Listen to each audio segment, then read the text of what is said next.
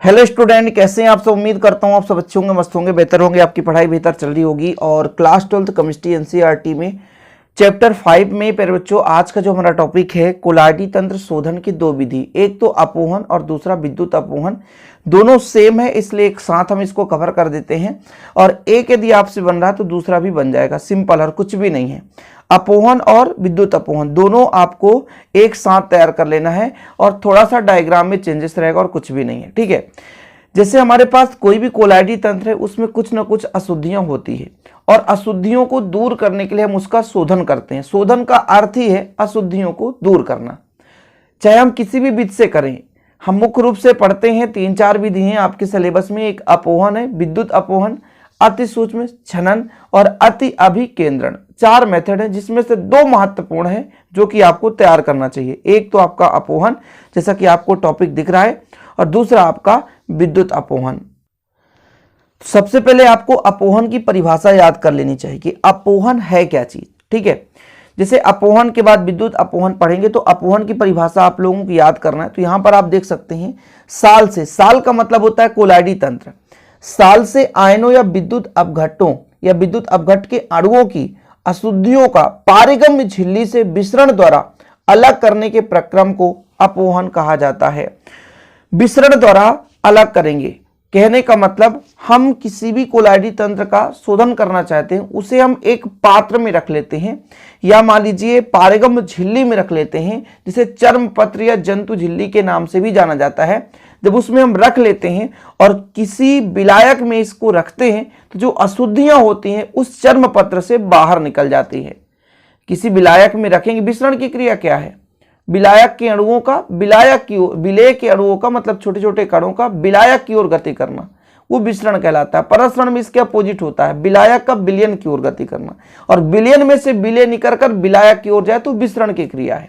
तो साल से यानी कोलाइडी तंत्र से आयनों या विद्युत अपघट्ट के अणुओं की, है ना, यहां पर आप लिख सकते हैं विद्युत अपघट्ट के अणुओं की, ठीक है, किसी भी पारगम्य झिल्ली से विसरण की क्रिया द्वारा अलग करने के प्रक्रम को हम अपोहन कहते हैं। मतलब कोलाइडी तंत्र से आयन युक्त कोई भी हमारे पास छोटे छोटे कण हैं जो अशुद्धि है, उनको हम विसरण की क्रिया से अलग करने के प्रक्रम को हम अपोहन कहते हैं। क्लियर, इतना समझ में आ गया? मतलब कोलाइडी तंत्र में उपस्थित आयन या विद्युत अपघट्ट के कण को अलग करने की प्रक्रिया अपोहन कहलाती है, जिसको हम विसरण की क्रिया द्वारा। अच्छा, एक ऑब्जेक्टिव यहां से बन सकता है कि अपोहन किस पर आधारित है, कौन सी क्रिया पर आधारित? तो विसरण द्वारा आधारित है, यानी विसरण की क्रिया होती है। इसमें किस प्रकार की क्रिया होती है? तो विसरण की क्रिया, याद रखना आप लोग, ठीक है। अच्छा, जो हमारे पास एक उपकरण होता है जिसका हम प्रयोग करते हैं अपोहन की क्रिया विधि को समझने के लिए, उसे बोलते हैं अपोहक। क्या बोलते हैं? अपोहक।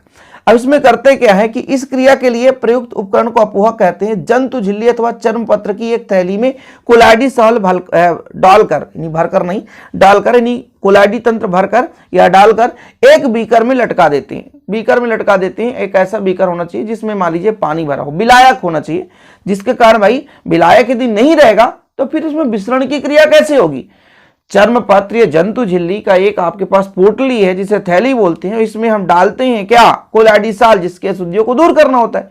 अब उसे हम एक बीकर में लटकाते हैं और एक ऐसा बीकर जिसमें क्या भरा हो? जल भरा हो या लगातार जल प्रवाहित हो रहा हो, अशुद्धियां वहां से दूर होता जा रहा हो। लगातार जल प्रवाहित का मतलब एक सिरे से जल अंदर जा रहा है और दूसरे सिरे से जल बाहर जा रहा है। इस तरीके से क्या होता है कि जल आया और विसरण की क्रिया हुई, अशुद्धियां जल में मिल गया और जल के साथ साथ अशुद्धियां बाहर चली गई। इस प्रकार से समझ रहे हैं? देखो आगे, इसमें जल को लगातार प्रवाहित करते हैं जिससे कोलाइड में उपस्थित वैद्युत अपघट्ट या मान लीजिए कोई भी आयन होंगे विसरित होकर बाहर निकल जाते हैं। और ठंडे जल में अपोहन की क्रिया अत्यंत मंद होती है। यदि इसमें गर्म जल का प्रयोग किया जाए तो अपोहन और तीव्र हो जाता है।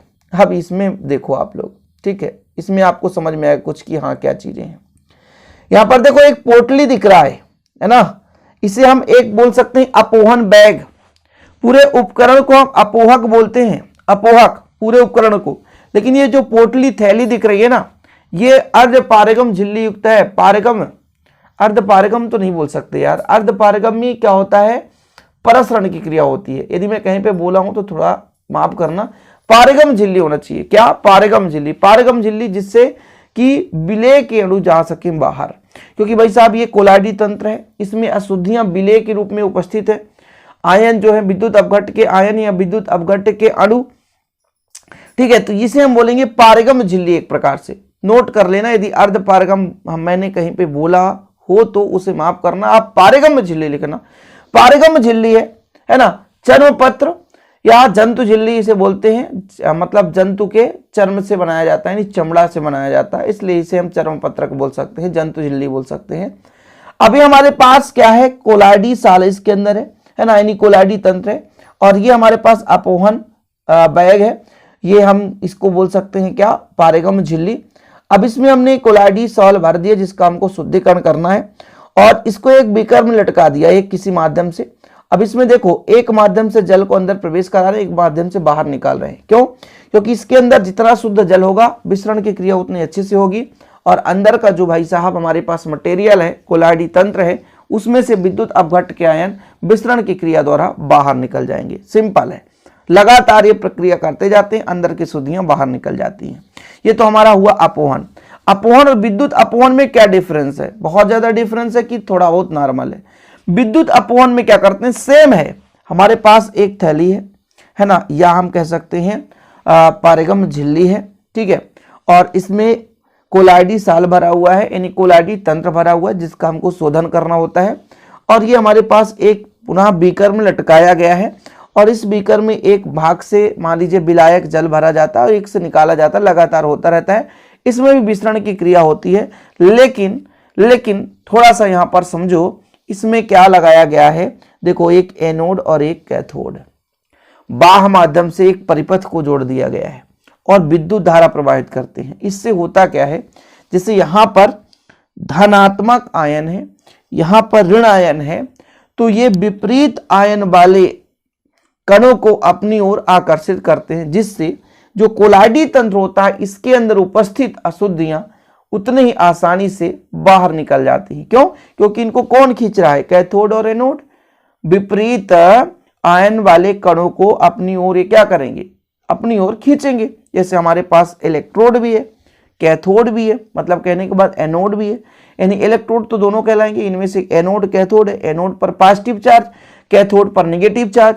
तो जो हमारा एनोड है वो ऋणात्मक आयन को अपनी ओर आकर्षित करेगा, जो हमारा कैथोड है वो धनात्मक आयन को अपनी ओर आकर्षित करेगा। तो विपरीत आयन को अपनी ओर आकर्षित करेंगे, और जब भाई किसी को बुलाओ, प्रेम से बुलाओ, वैसे भी वो आने की कोशिश करेगा।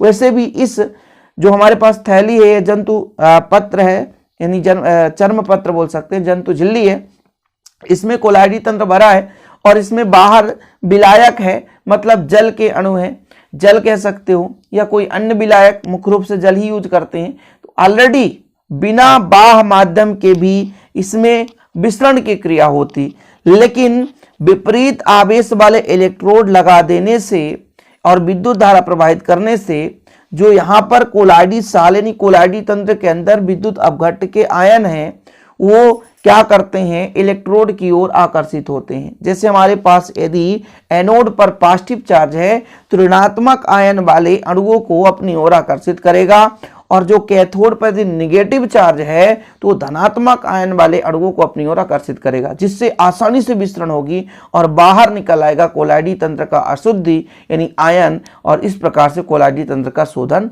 हो सकता है बच्चों। ठीक है, इस विधि का प्रयोग विद्युत अपघट्ट की अशुद्धियां दूर करने के लिए किया जाता है। दो विपरीत आवेश वाले इलेक्ट्रोड लगाकर विद्युत धारा प्रवाहित करने से विद्युत अपघट्ट के आयन विपरीत आवेश वाले इलेक्ट्रोडों की ओर तेजी से गति करते हैं। विद्युत अपघट्ट जैसे शक्कर, यूरिया के लिए विधि उपयुक्त नहीं है। ऐसा इसलिए कह रहा है क्योंकि शक्कर में कोई आयन नहीं होता है ना। शक्कर टूटता है तो आयन के रूप में परिवर्तित नहीं होता, बल्कि नमक हो यदि तो NaCl Na positive Cl negative, तो ऐसे नमक की अशुद्धि यदि किसी मिला हो तो बहुत अच्छा उपयुक्त विधि है। यूरिया का सूत्र NH2CO NH2 होता है। यूरिया का क्या होता है सूत्र, NH2CO NH2 होता है। तो यूरिया जैसे यौगिकों के लिए उपयुक्त नहीं है। ये ऐसे कोलाइडी तंत्र के लिए उपयुक्त है जिसमें अशुद्धियां आयन के रूप में हो। यदि आयन नहीं है अशुद्धि तो फिर इस विधि का प्रयोग करने का कोई मतलब नहीं है। एक्स्ट्रा चार्ज यानी खर्च करने की जरूरत नहीं है कि भाई हमारा तो इससे चाप हुआ नहीं है। यदि इसमें आयन नहीं है, विद्युत अपघट्ट अशुद्धि नहीं है, कहने का मतलब जो अशुद्धियां वो विद्युत अपघट्ट के रूप में नहीं है, तो फिर इसका प्रयोग करने से कोई मतलब नहीं है बच्चों, क्योंकि इसके अंदर आयन होंगे तभी तो विपरीत आयन वाले इलेक्ट्रोड की ओर आकर्षित होंगे, अन्यथा ये क्रिया विधि सही नहीं होगी। समझ में आया? उम्मीद करता हूं कि समझ गए होंगे बच्चों ये चीज क्या मैंने बताना चाहा कि कोलाइडी तंत्र का शोधन करना है तो अपवहन और विद्युत अपवहन दो विधि आप लोग पढ़ लें। या कभी अपवहन पूछ दिया जाता है, विद्युत अपवहन। अब कुछ बच्चे कहेंगे सर हमारे बोर्ड से तो हट गया है। मैं उन बच्चों को लिए एक बात करता हूं जिनके बोर्ड में है ना। ये कोरोना के चक्कर में यार कहीं से कुछ भी हटा देता है, कहीं से कुछ भी हटा देता है, समय रहते हुए भी हटा देता है, ऐसा नहीं करना चाहिए। चलिए बच्चों, वीडियो पसंद आए तो लाइक करके शेयर जरूर करिएगा और ऐसे वीडियो पाने के लिए चैनल को सब्सक्राइब कर लें, साथ ही बेल आइकन प्रेस कर लें। और हमारे चैनल पे जो जुड़े हैं वास्तविक रूप से वो समझते हैं कि कंटेंट कैसा मिल रहा है, और जो भी नोट्स लिए हैं तो बहुत अच्छी बात है, और जो नहीं लिए हैं तो नोट्स अभी भी समय है, ले लीजिए, बेहतर रूप से तैयारी कीजिए। यही सारी चीजें मैं नोट्स में प्रोवाइड कर रहा हूँ। 100 रुपीज चार्ज है, मतलब 100 रुपए एक सब्जेक्ट का, लेकिन प्रॉपर रूप से हैंड रिटेन नोट्स आपको प्रोवाइड किया जाता है। ओके बच्चों, जय हिंद, बाय बाय, टेक केयर।